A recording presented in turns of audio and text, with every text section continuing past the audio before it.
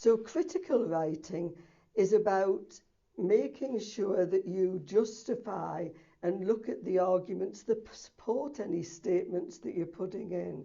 So as you're looking at things like literature, you would comment on the things that people have said, whether they have the evidence. And as you come to writing your own conclusions, you need to make sure that you're showing you've got the evidence to support what you say.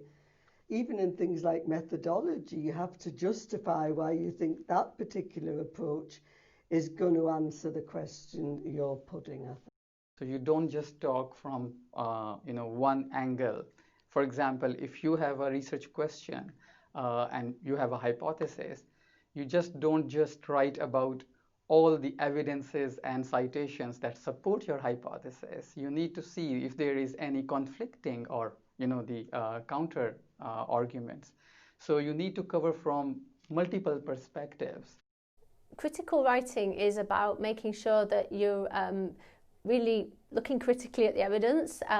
So it is really saying what does this mean? What's it telling us? What are the flaws in this particular approach, for example? What would improve a report that you've read, a previous paper, and trying to see, not just take things at face value, but really sort of interrogate them and then write about that in a way that sort of communicates the argument. But again, it is not straying into that opinion writing, it's making sure that it is steeped in evidence.